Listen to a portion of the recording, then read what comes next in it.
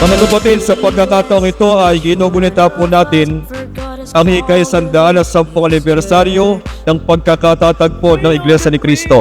Praising Him, I prove He loves us so. So let's celebrate God's love and pour out His sin. Nawa ang ganitong mga aktibidad na pinagtibay po ng ating pamamahala ay magdulot sa atin ng lalong kasiglahan, katatagan ng ating pananampalataya, People of God should continue to please Him. People of God in continuous rejoicing. He fills us with joy and love and hope. So let's continue to love.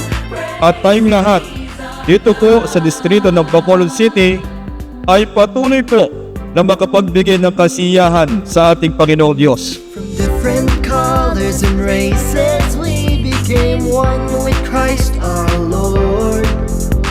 And just like Him, let's devote our lives in serving God who loves us the most. So let's Nagpapasalamat po kami sa mga ministro at manggagawa na nandito ngayon at sa ating mga kapatid na nakiisa sa pagdiriwang natin ng ika-110 na anibersaryo ng Iglesia ni Cristo!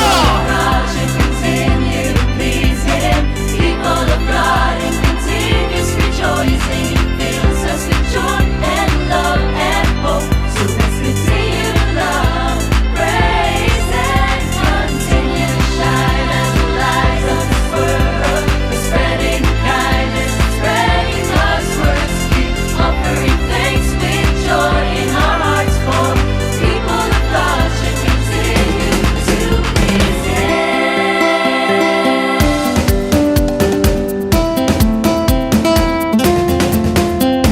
People of God should continue to please Him. People of God should continue. Muli po mga kapatid, Happy 110th anniversary po sa ating lahat.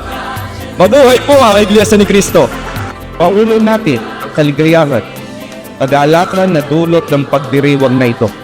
Ngunit sa ibabaw ng lahat ng tagumpay ng Iglesia, lahat ng tagumpay ng pagdiriwang na ito, ng kanya ika-110 anibersaryo, lahat ng ito ay ibinabalik natin at ipinibigay natin walang iba kundi sa ating Panginoon Diyos.